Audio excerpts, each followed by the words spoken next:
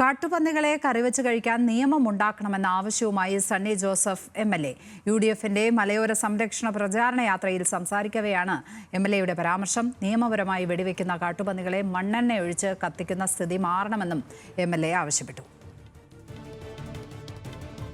എൻ്റെ അഭിപ്രായം ഇപ്പൊ സർക്കാർ ഉത്തരവ് പുറപ്പെടുവിച്ചിട്ടുണ്ട്. കാട്ടുപന്നിയെ വെടിവെച്ച് വീഴ്ത്തിയാൽ ലൈസൻസ് ഉള്ള തോക്ക് വേണം. കൊട്ടിയൂർ ആർക്കെങ്കിലും ലൈസൻസ് ഉള്ള തോക്കുണ്ടോ? റോയി ഒരാൾക്കാണ്. കൊട്ടിയൂർ പഞ്ചായത്ത് പ്രസിഡന്റാണ് സാക്ഷ്യപ്പെടുത്തുന്നത്. കൊട്ടിയൂർ പഞ്ചായത്തിൽ ആകെ ഒരാൾക്കാണ് ലൈസൻസ് തോക്ക്. പിന്നെ എവിടെ നിന്ന് പന്നിയെ വെടിവെക്കും?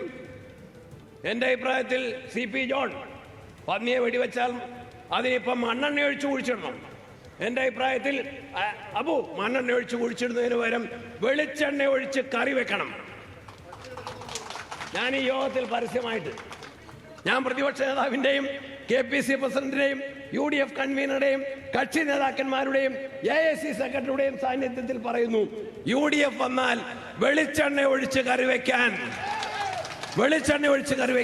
നിയമം വേണം. കുരങ്ങിന്റെ കാര്യത്തിൽ യാതൊരു നടപടിയില്ല.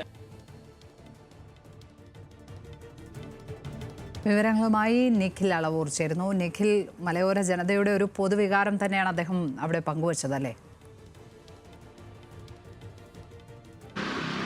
തീർച്ചയായും ലക്ഷ്മി പത്മ, അങ്ങനെ തന്നെയാണ്. കാരണം ഇപ്പോൾ കാട്ടുപന്നികൾ വലിയ രീതിയിൽ ഈ മലയോര പ്രദേശങ്ങളിലും ഒപ്പം തന്നെ ഈ ടൗണുകളിൽ ഉൾപ്പെടെ വലിയ പ്രശ്നമായി മാറുന്ന ഒരു സാഹചര്യമുണ്ട്.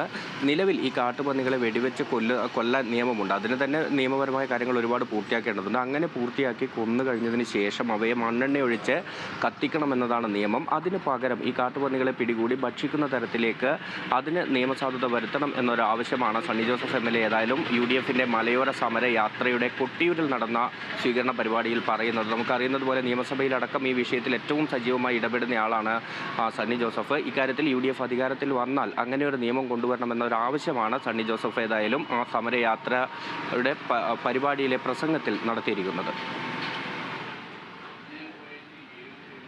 കണ്ണൂരിൽ നിന്നും വിവരങ്ങൾ പങ്കുവച്ചത്.